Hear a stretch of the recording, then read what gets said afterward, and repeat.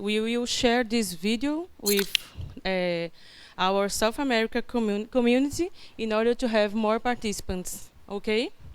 So Okay. we can talk about sponsorship, software under test sponsorship also, and about the rules and what do you expect, what the championship expect from the participants.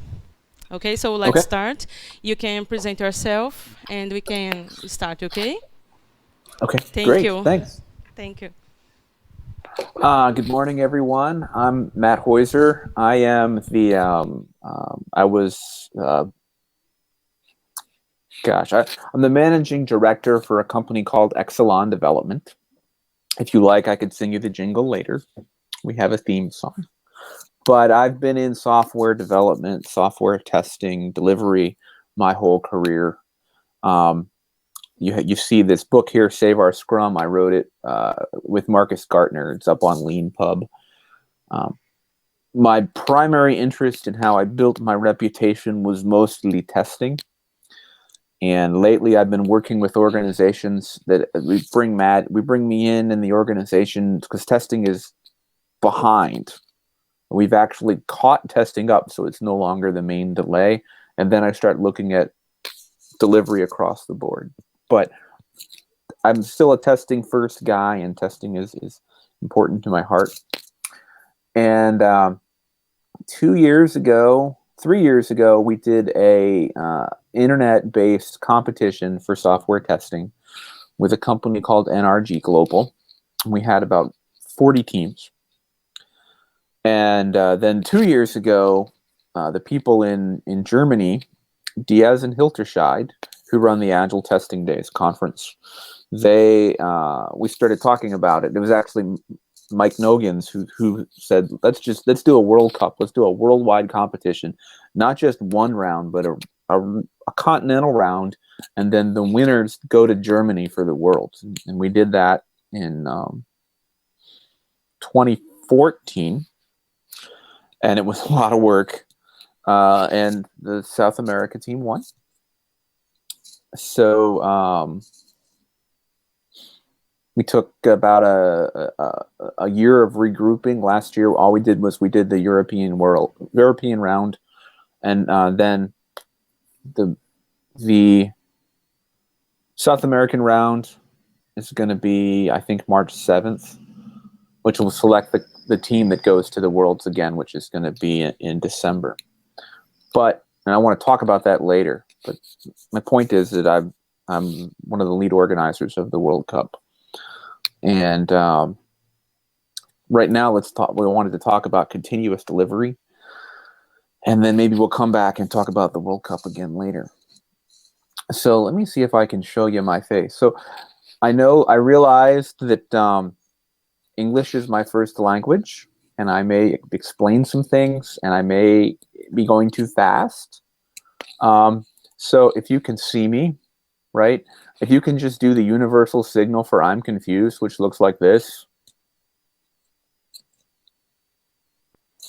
toward the camera, I can actually see you, and then I will slow down or repeat, or just, if you have a question, just raise your hand. Is that fair? Can we do that? Let's find out. Can everybody give the I'm confused signal to the camera?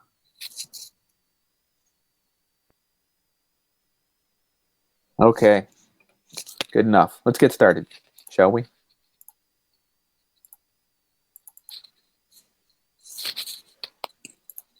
Okay. Continuous delivery. It started out with a 450-page book by Jez Humble and David Farley. Nobody reads books anymore. It was intimidating. It was programmer focused. And it made up a bunch of new words.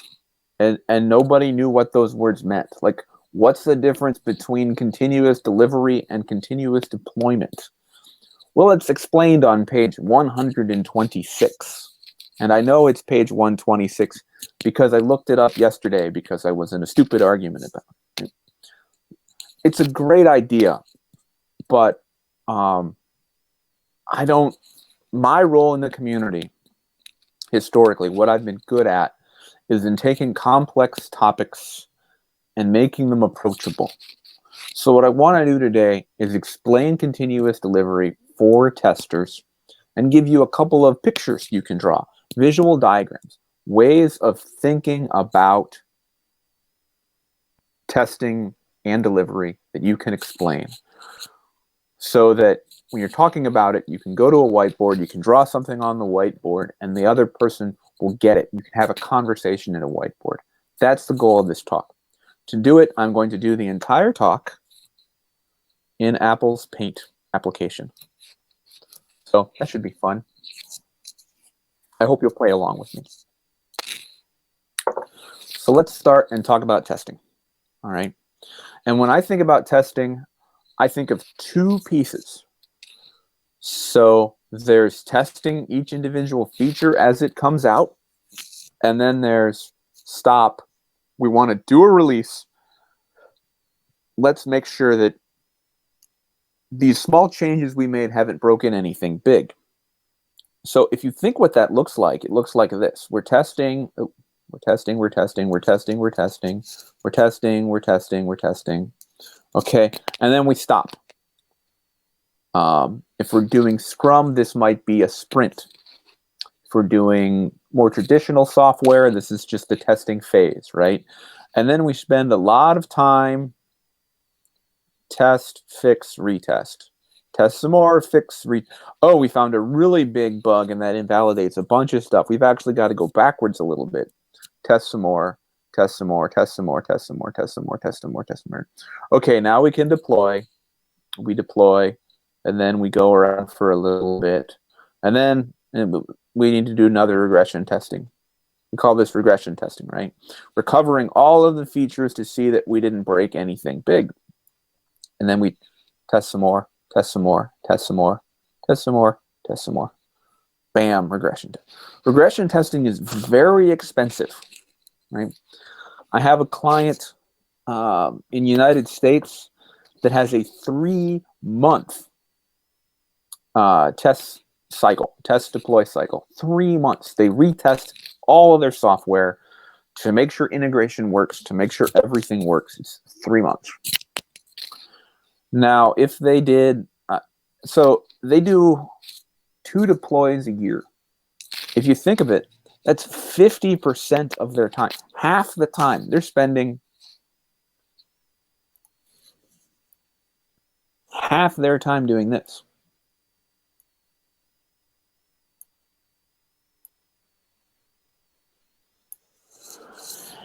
If they could just find a way to get rid of regression testing, they could go twice as fast. Now, most companies aren't that bad, but it's still common to spend 20% of your time.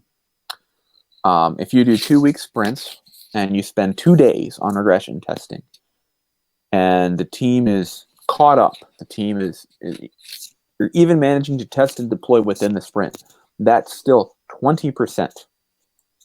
So let's see if I can. 2 days of regression testing.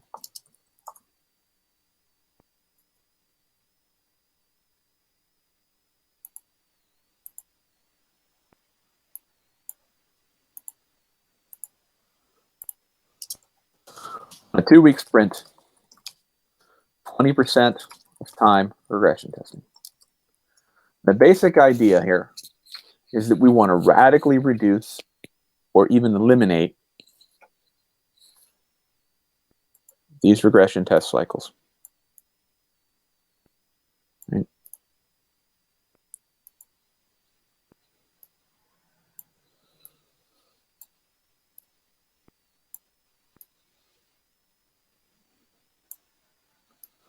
Now, you might not always eliminate them for every deploy.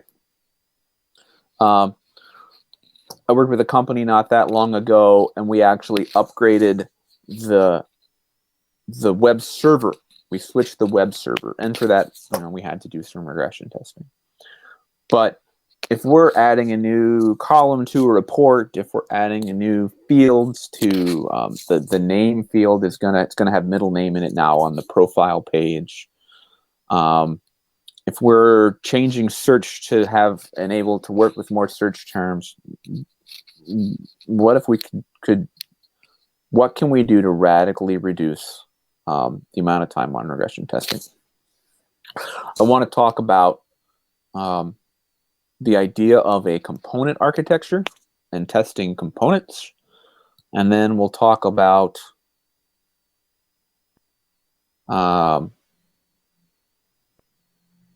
other ways to manage risk so we can deploy more often. And then we'll do a little bit of math. So,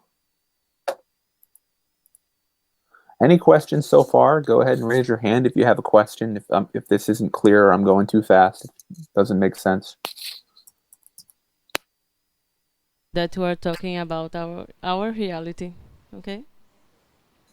Maybe we spend, I think we spend more time, more than 2 or 3 days on regression testing every sprint.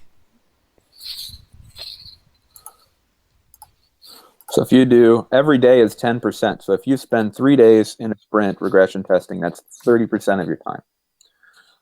Right? And what happens there? The developers sit around waiting for bug fixes. They're multitasking, and they get started on something else, and then they got to come back and do a bug fix. The product owner has to run around trying to figure out what bugs are worth fixing and what aren't. Right? So a continuous delivery is appealing to me because it's a possibility to get rid of this, which is boring, and spend my time on this, which is at least interesting. Right? So let's talk about what I say component architecture. Usually we have our application, and we see it as a big black box, and we have no idea what goes on inside. And we just test it from the outside. We poke it with some data, and then we see what comes out the other end. So raise your hand if you're familiar with Gmail, Google's email service. Okay. I know you guys are like a little younger than me. Some people, when Gmail first came out, it didn't really work much, but they fixed it really fast. I'm going to describe how. So what would happen is, this is about 2006, it would be broken. You would log in and you wouldn't be able to get your mail. That's weird. And then you would go get a cup of coffee. You would go to lunch. You'd go to a meeting. You'd come back and it would start working again. And you'd say, well, I don't know. I thought it wasn't working before. It must be my internet was down or something. I don't know. And it would work again. Here's how they did that.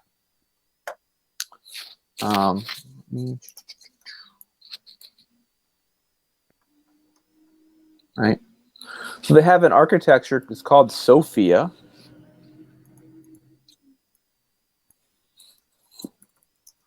Service-Oriented Front-End Architecture. Which is a fancy way of saying they have completely separated the services that you call from the web pages. So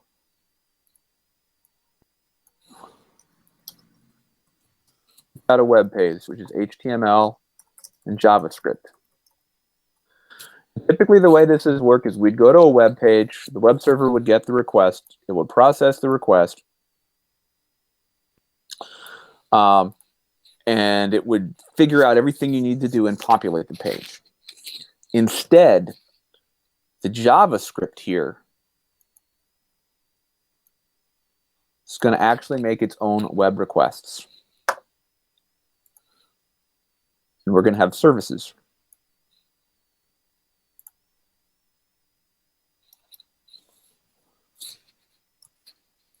By the way, this presentation format is completely new to me, so thank you for playing along as I learn how to do this.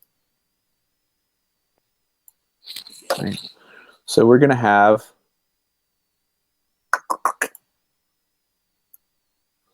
a login service. That's going to go back to a database. We're going to have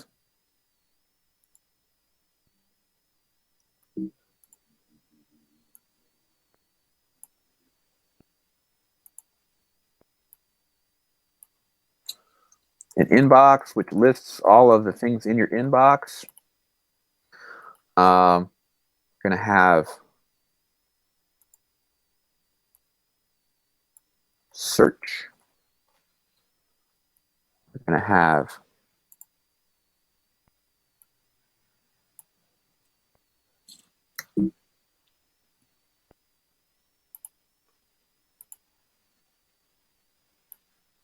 tag.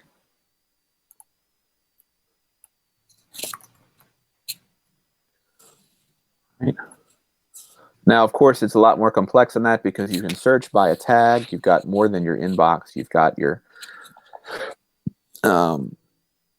primary, social, updates, and commercial. There's all kinds of different things.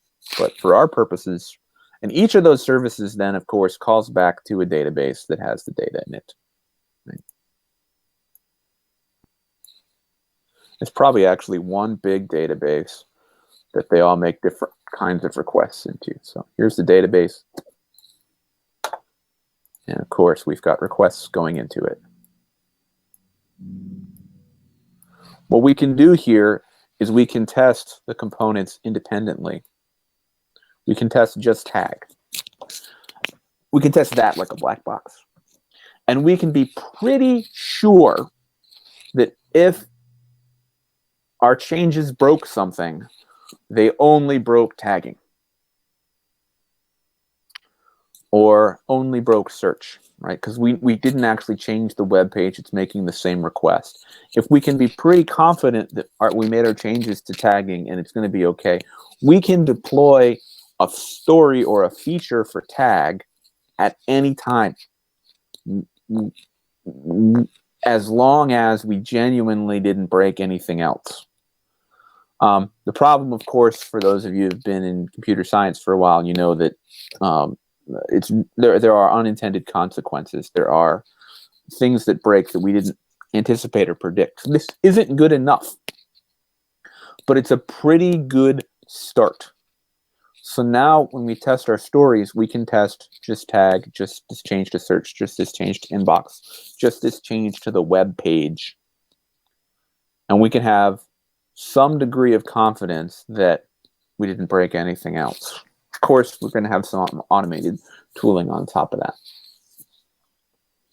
I want to show you how that looks like from risk, as far as risks are concerned. Well, let me take a step back first. Let's go back to regression testing, and then we'll talk about risk. So regression testing tends to become more expensive over time. Does anybody disagree that over time regression testing just takes longer and longer? The older the product is, the more things you got to test to see it and break it. Anyone disagree with that? Right? Yeah, regression testing becomes more expensive. I want to talk about why that is, and see if I can find it. Here it is. Well, yeah, we'll use it.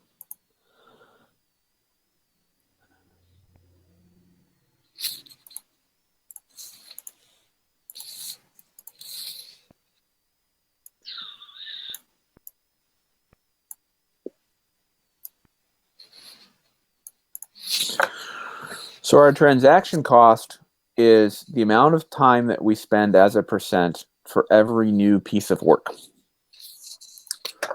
So let's say that our transaction cost is 3 months of testing. Well, yeah, 3 months of testing to do a deploy for this client I was talking about earlier. If we do 1 day of development and then 3 months of testing. That's ridiculous. Like it's not worth it, right? So what we want to do is deploy less often, because then we get to do more development. And then we run into holding cost, which is, well, if we would have deployed that one day, we would have gotten some economic value out of it, and holding on to it increases the cost over time. There's a cost of delay. So there's a guy named Don Reinertsen, and he said the logical time to deploy is at a sweet spot where holding cost and transaction cost combine lead to lowest total cost. I know that it's a lot, but what this means is that there's a reason that client is deploying twice per year. It's so that's a 6-month release cycle, 3 months of development, 3 months of testing.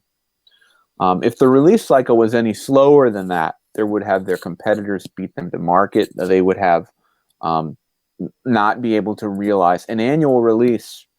Then they have to wait a whole year before they see any value. At least in 6 months, they see value every 6 months. So if you've got a high regression test cost, then you want to release less often. So if you release less often, well, you've got more things that have changed that haven't been verified, so you need to test them more. And if you're releasing less often, if there's a bug that gets through, it's going to be a long time before you can fix it. So you want to make sure there aren't any bugs that slip through.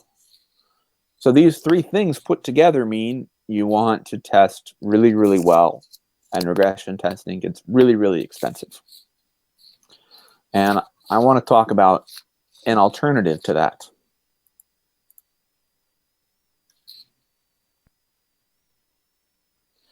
See, here's how we used to think about testing. We used to say,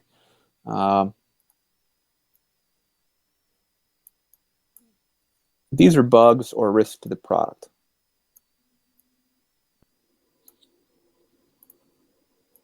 They're attacking our problem space. And we want to protect the product. We want it to be right. We want to find all these bugs before they get out to the customer. We want to create a wall of quality. So what we try to do is we try to cover as much of the software as we can. We can never, of course, cover it completely, but we try to do a really good job. In this example, maybe one of them will slip through. This is the way we think about it. I mentioned before, we're not releasing that often. It's going to be a long time before we can get these bug fixes out. We want to make sure that we do a good job, so we try to cover it more. Let's get to 100% coverage. Let's do a really, really, really, really, really good job. And every extra 9, from 90% to 99 to 99.9 to 99.9999, the cost goes way up. And now the cost is way up. So we're releasing even less often. So it's going to be even longer before a bug fix gets done. So we better test even more. It's a vicious cycle. I want to suggest another way of thinking about this. Oh, come on. That's not it. Not it.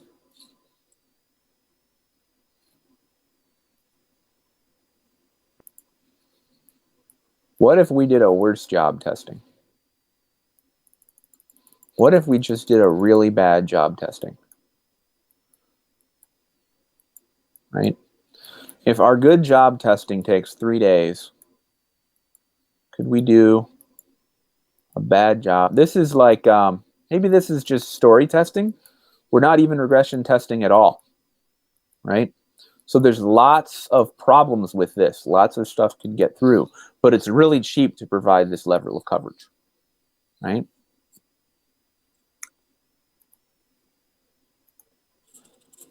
But that's only one part of our solution.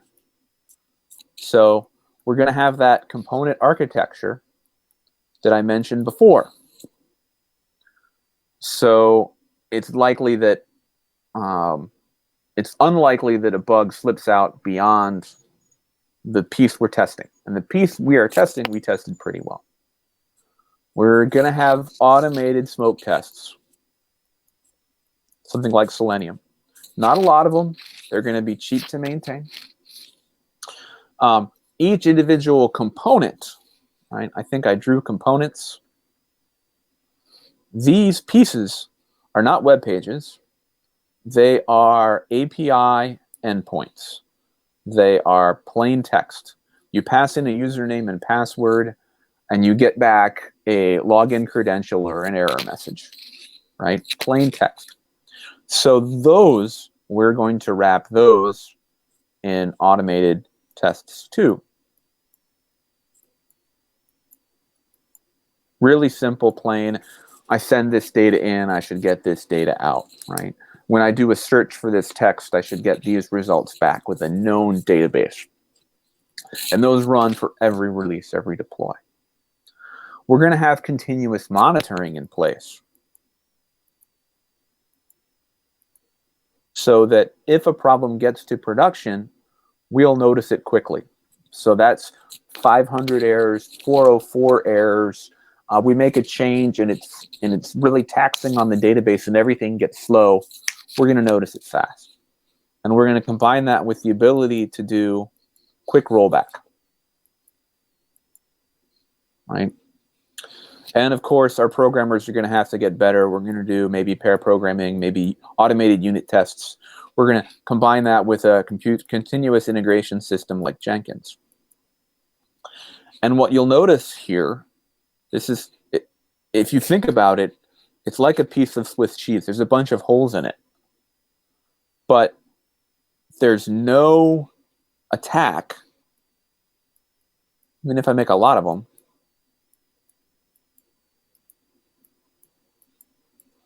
There's no attack vector. There's no bug that isn't caught by something. You can't, even if I start out knowing there's a bug, nope, it's going to get caught there. Okay, nope, it's going to get caught there. Nope, it's going to get caught there. You can't take a pencil and shove it all the way through the architecture to emerge out the other end as an actual emergent risk. So the essence here is quick, light, fast, easy, good testing combined with a bunch of technical changes so that we catch problems fast or they don't escape means cheaper, better coverage, less risk. It wasn't really possible 10 years ago because the technology didn't exist, but now it does. So this is called the Swiss cheese model of risk. Is that clear?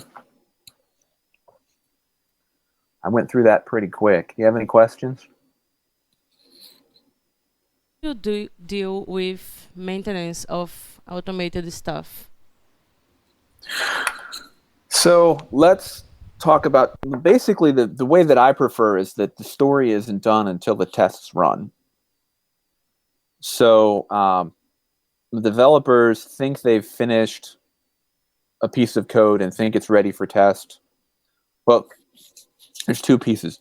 For any new story, we come up with the criteria for acceptance. That doesn't automatically mean that if all those things pass, the story is done. But we come up with, this is what we think it should do. And we figure out what of those are going to be automated. And that when the story is done, they say, look, we think the story is done and see all the tests run. And the second piece of that is, and they haven't broken anything else. So you do your check-in, continuous integration runs, and there's a bunch of bugs on, I don't know, search. And your change was to search. We don't see the story in test until all those bugs are fixed. You can talk about how to do the different responsibilities. I have a colleague at Lean Dog. His name's escaping me, but his nickname is Cheesy, and he actually he wants to teach the testers to do all the automation and all the maintenance, which is fine. It's a different way to think about it. But those are a deliverable on the story. The story can't be done until you've cleaned up all the tests. So I want to have not that many of them because they create drag. I also like more tests at the API level because they're way cheaper and easier to write and they break less often. So I'm going to focus more tests here and a very few sort of end-to-end tests here. James Bach or Michael Bolton would call them checks, but I hope I answered your question.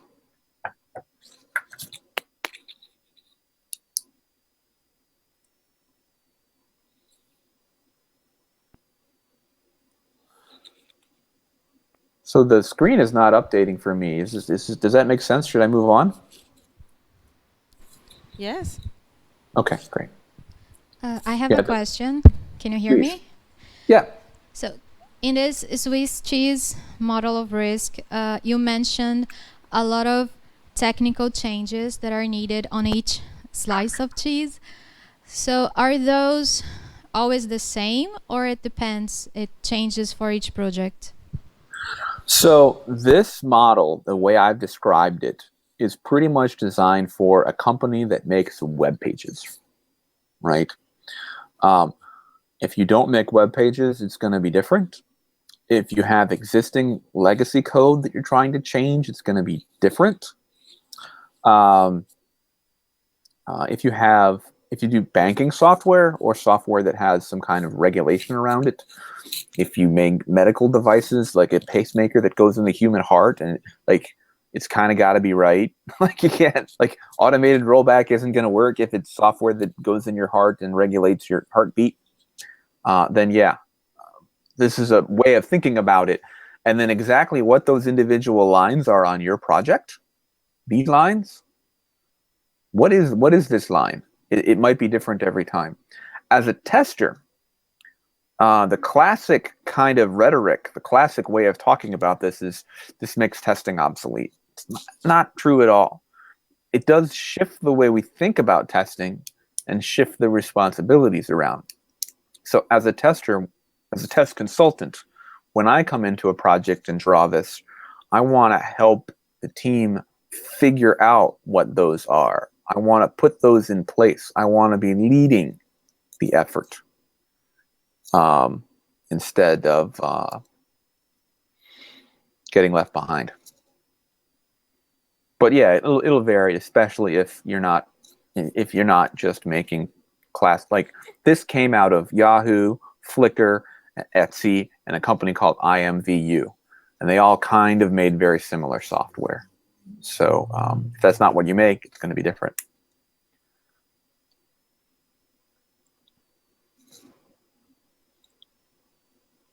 Other questions?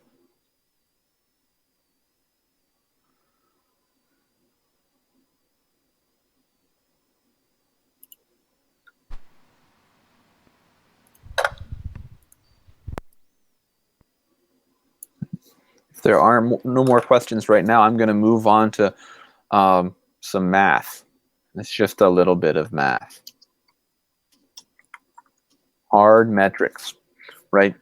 So I want to demonstrate, to show you how you can actually have more bugs that slip through because of the Swiss cheese, but still have a better customer experience. So see if you agree with me on this. The impact of a bug in production is the number of people impacted times the severity. What that means is if no one can log in, that's really bad. If you've got a login problem that only impacts a few people, it's not as bad. It's not always true. It could be that one person that's impacted is a major investor.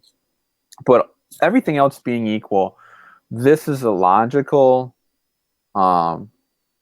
algorithm, logical way of figuring out how bad a bug is after the fact. How bad was it? Let's go through the logs and see how many people were impacted, and let's multiply by severity. Severity, how severe it is hard to measure.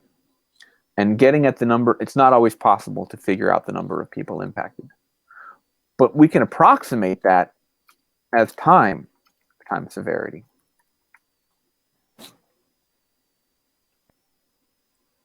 So if a bug lives on production for 6 months, it's going to have 6 times the impact if it were only there for 1 month, right?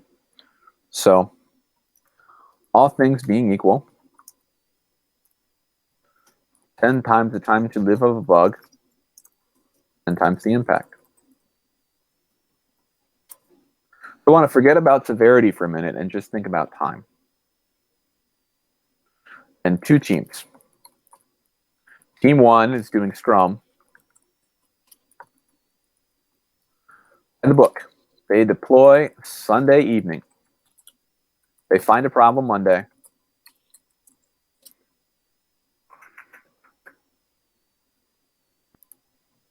They add it to the backlog. Fix it the following sprint. That's with 2-week sprints. That is fixed 4 weeks after deployed. That's the time to live of 160 business hours.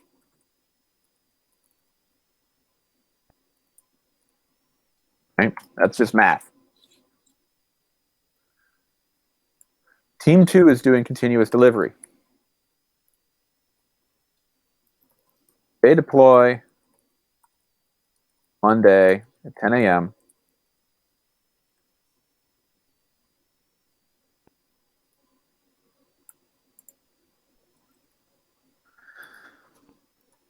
They find and fix the problem within 4 hours of deploy.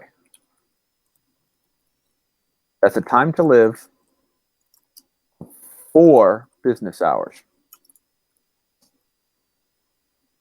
Right?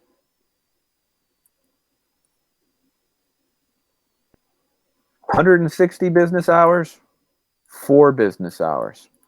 That's 1/40th the impact to the customer, assuming the severities match.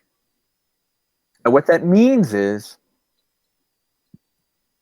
this team 2, if 20 times as many bugs get to production, they're caught in an average of 4 hours. The overall impact for teams 2 is 4 hours times 20 bugs is 80. Right? Yes. This is an impact of 80. This is an impact of 160. They have 20 times as many bugs, but the overall impact to the customer is half. So using continuous delivery, if you have more bugs get through, but you find and fix them fast, you can actually have what to the customer feels like a better experience. Because they see the problem once, they go, that's weird. They go to lunch, they go to a meeting, they come back, and the problem's fixed. Or if they don't log in until the afternoon, they don't see the problem at all. Right? Now, team 3, waterfall, I don't think I need to go into this. We've got a whole conference about this. If the time to live is 3 months, that's 504 business hours. Right? And that's assuming the bug gets, like, that's just terrible. Like that's so if these people have if team 2 has 100 bugs, that'd be 4 hours times 100, 400. If team has 1/100th of the bugs, they still have a bigger impact. different way of thinking about the impact of a defect is time to live.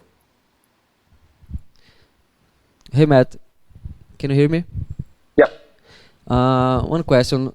You said in Team 1 you are using Scrum, Team 3 Waterfall.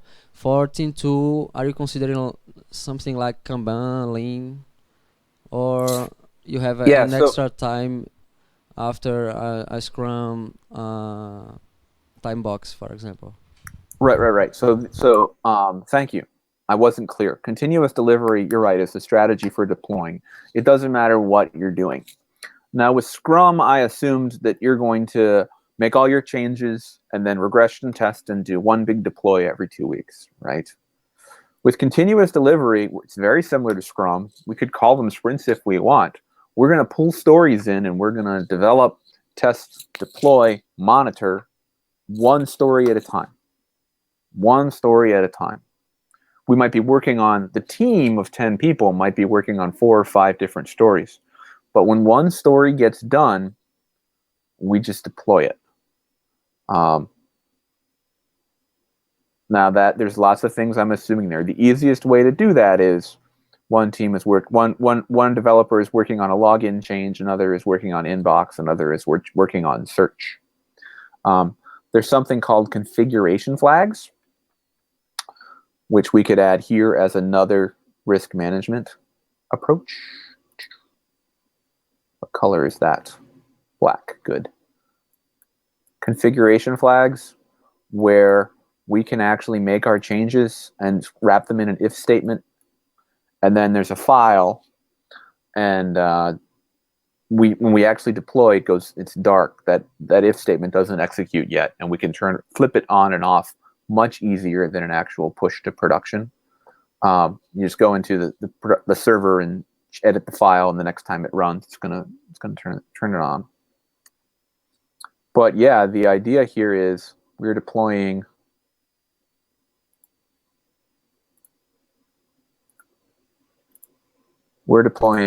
all the time. You can do that. The easiest way to do that is probably with Kanban, right? Kanban just being, we have a wall of cards, and cards come across the wall one at a time. We limit the number that move. Yep. Did I answer your question?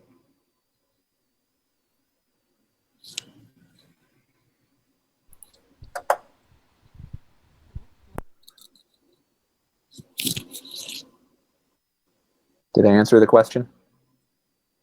Can't hear. Yes, thanks. Okay, great.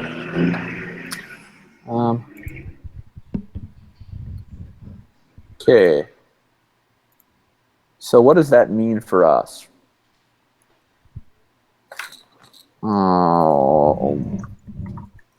Right. Well, most of the time in testing, we focus on mean time between failures. That is, my goal as a tester is to get the customer to use this software and never see a problem. Right? Maybe there's a problem every year. It should be small. Low mean time between failures focus on testing exceptionally well. We want to do a great job testing. We want to do exhaustive testing. If you try to get exhaustive testing, there's typically 2 things you do. You either create a ton of automated checks, which take just a really long time to run, and they're really expensive to maintain, and it's not fun, and you tend to slow you down, and you do less deploys less often. Or you just do exhaustive manual testing. You're exhausted, and testing is expensive, and you deploy less often. Scrum came around and said, don't do that, deploy more often. Continuous delivery is, I think of it as the next step. It's not for everybody. Mean time to recovery. We're going to focus on reducing mean time to recovery. That is, we got to find the problems faster, and we got to fix them. Because we want some testing. We want it to fail not that often. But eventually you reach a point where reducing mean time between failure becomes very expensive. And most of the teams I work with can switch focus and say, we want to find and fix, retest, and deploy faster. So I would say measure mean time to recovery and come up with a plan to reduce it. Now, someone's going to argue, Matt, that's not testing. Well, it is trying to improve quality. It is trying to improve the customer experience, and it's a different way to look at risk. And while we're in there, we're going to want to see how should testing change. One final sort of illustration. We think of, I mentioned testing before. There's this sort of testing, and then there's the regression stuff, right? This is the feature testing. And teams in Scrum I've seen, another approach I've seen is just teams just don't regression test at all, let the customers find the bugs. That's not really responsible. But what if, instead of doing this, what if we did a whole lot less of it and we turned it sideways? And we did a little bit of regression testing all the time in parallel with the feature testing. And that's going to be maybe once a week we have a task. So you've got story tests, right? We've got our little Kanban board, and we've got dev. Oh, come on, colors. What are you doing? In our little Kanban board, we have dev, and we have test.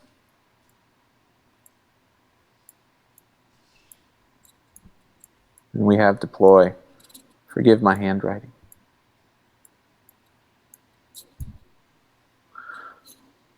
And we have these cards that go across the wall. What if we had a card that was for regression testing? Or we had some percentage of our time, half an hour a day, an hour a week, that is, let's look at the new and emergent risks and let's test those. So that would be Microsoft just released a new browser. A lot of our customers are actually looking at low-end materials now instead of high-end. What happens if you really fill your shopping cart up with low-end materials and it's too big? I'm worried about what happens when too many people use the same function at the same time. Sort of emerging risks. You go to the developers and say, what are you worried about? Go to the product owners. What are you worried about? And so regression testing becomes end-to-end testing of emerging scenarios that concern us with risk. And we do it a little bit all the time, instead of something we do a lot of before every release.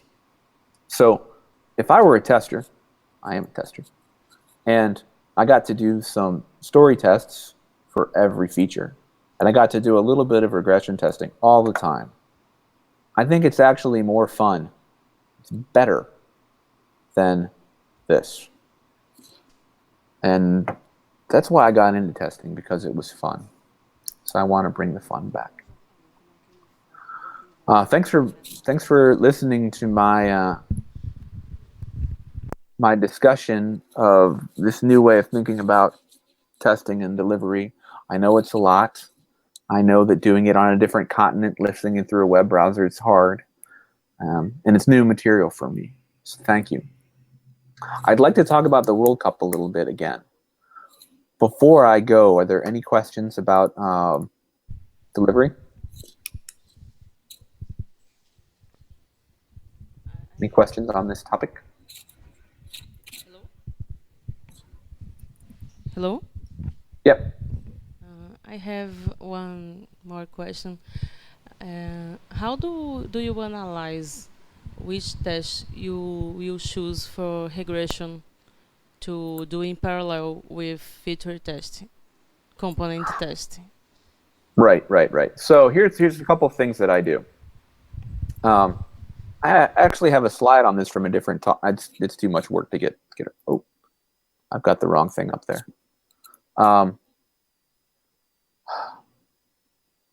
Yeah, wow. Oh, sorry. So typically what we do is come with a bunch of test ideas. I think I should bring the slide up. I've got it. Let me bring it up. Here it is. Customize ideas for this release, right? This is at the release level, but you can do it all the time. We're going to make a bunch of sticky notes that have a test idea. It should take between 15 and 30 minutes for us to test it. You might call it a charter. Then we're going to go and we're going to dot vote these. So we're going to make our big list.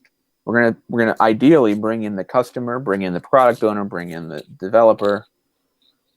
We're going to make our big list. And then we dot vote. Everybody gets 4 votes. What do you think is the most important? Once we've dot voted, we've actually got a list of risks sorted by a wisdom from the whole team about what they think are the... Can you see this? You can't, can you? No, yeah, you can see it. Okay, good. Sorted by wisdom from the whole team as to what they think are the best. We put them in the to-do column. The testers pull them across the wall to in progress. And we run until we run out of time. So if you're doing 30 minutes a day to do these emergent risks, then everybody pulls one first thing in the morning. You do one first thing in the morning, and then you go back to your regular work. And you can reshuffle that. You can re-dot vote maybe once a week.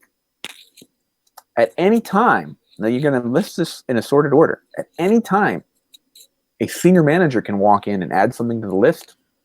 He can bubble something up at the top of the list. He can move something down. He can throw something away. I'm not worried about that risk. So you can throw it away. So the advantage to this is we are visualizing the risks we care about. So you're probably not going to just drop regression testing completely, right?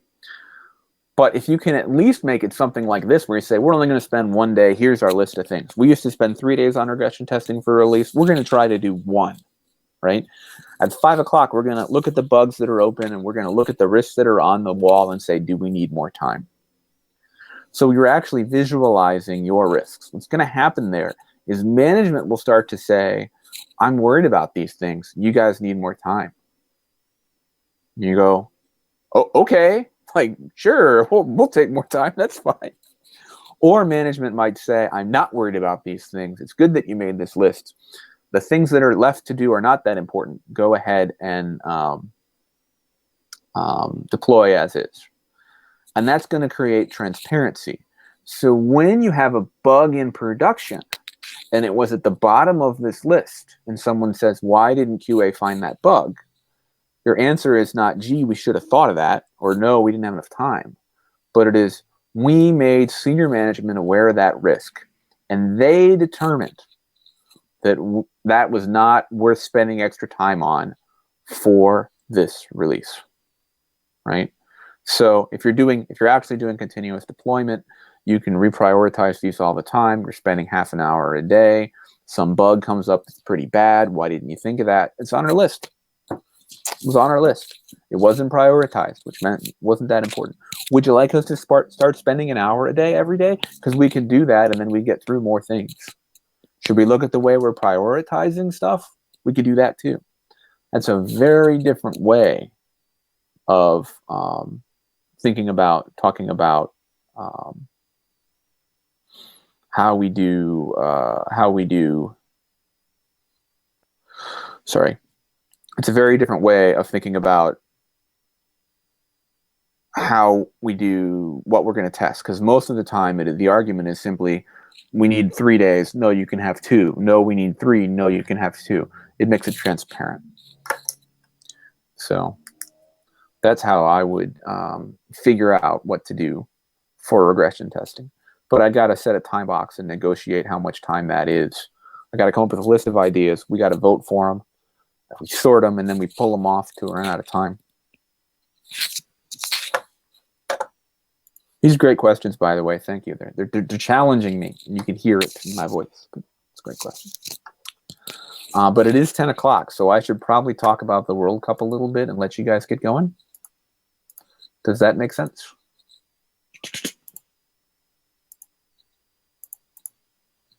Let me see here.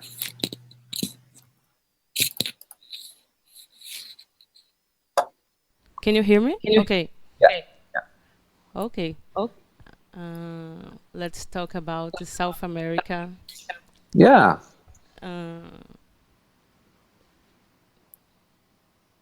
So Software Testing World Cup South America. That's going to be March 7th. Teams of 4. And 3-hour competition.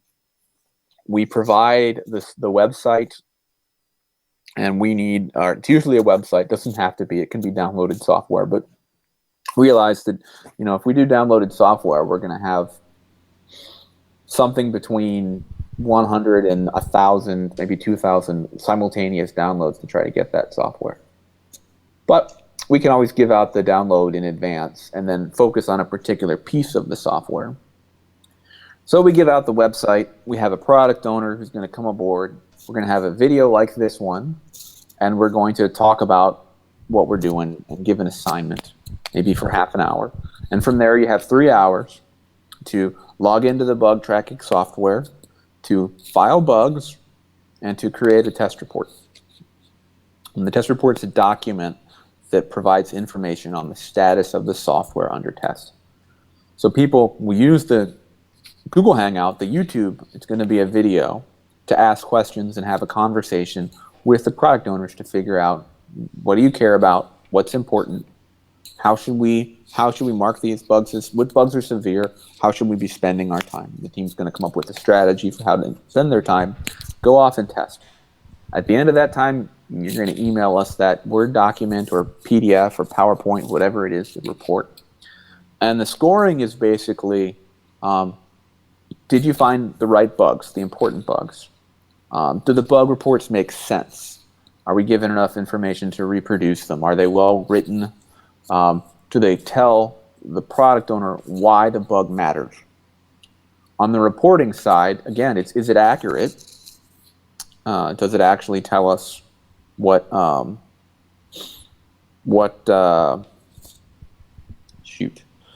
it actually tell us what the status of the software is that we believe it to be from the perspective of the product owner, from the customer's perspective? Does it tell us the things that matter? And then is it well written? Does it as an author, does it put me to sleep when I'm trying to read it? Because there's a lot of documents that just bore the heck out of you, and there's actually information loss that occurs. You ever gotten an email from someone that just put you to sleep? You're bored, you didn't care, it wasn't relevant to you, and you asked them a question and they said, the answer is in the email.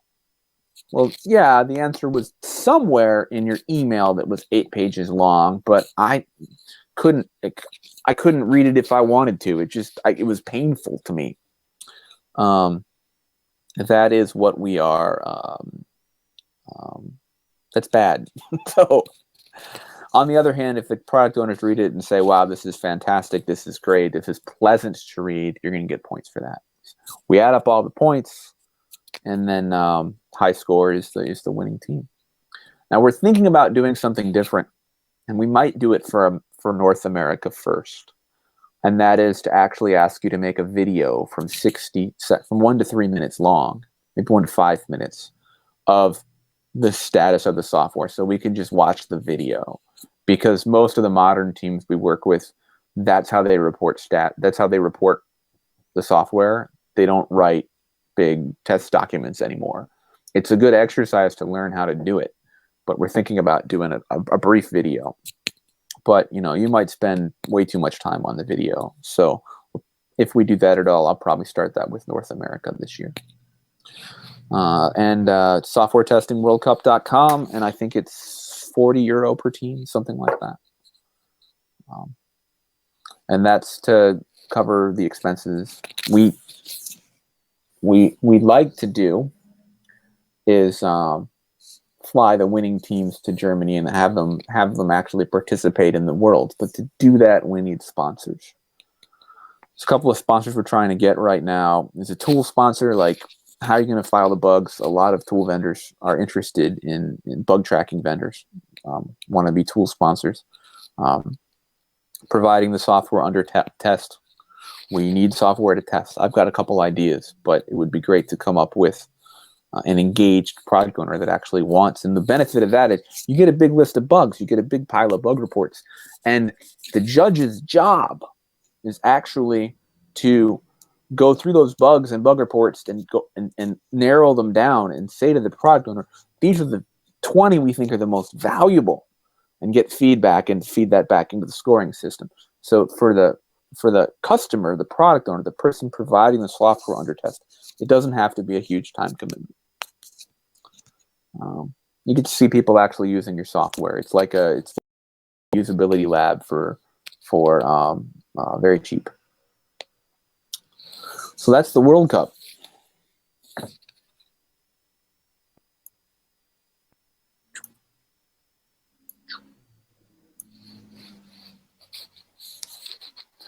Any other questions before I head out?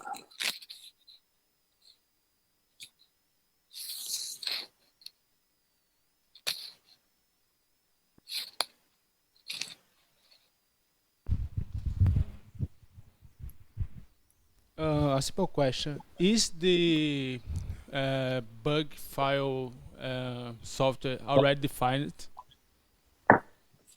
Which For South America, I don't believe we've found a bug tracker yet. Is that? I'm not 100% sure. Melissa would probably know. If Melissa's there.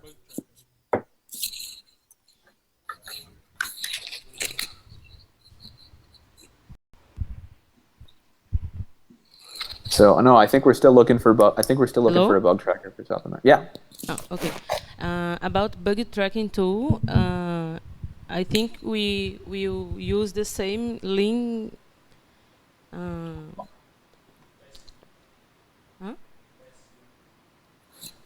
I forgot the name, but the same tool from Europe phase.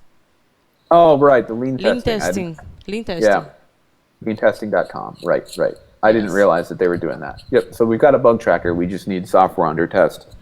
And anybody else that wants to be involved in some way. I believe the judges have all been selected for South America.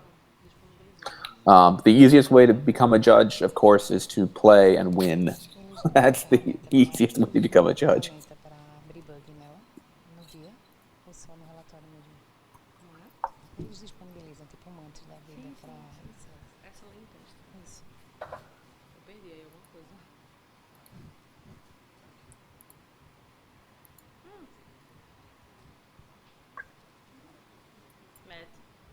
Yes. I don't know, but for now there are no questions. Okay. But Well- maybe I can help with some more questions, and maybe we can be in contact. We can see your contacts here, and Yep. thank you a lot. It was nice to discuss about regression testing and continuous delivery, because it's a problem that I think it happens in all continents. And the idea of the matrix to identify the bugs using different strategies, maybe this will help us to improve our testing here in our community. And you gave us valuable information about testing, and we would like to thank you. And Thank you. Well, thank you. I mean, you gave me an hour of your time, and we've got language barriers, and we've got technology barriers, space barriers. 20 years ago, I just couldn't do this at all. I'd have to get on a plane, and it'd be real expensive. So this is all new material for me too. So thank you very much. I appreciate it. And any feedback you have about what was confusing or what could use more explanation, I would appreciate. So thank you. Okay, thank you.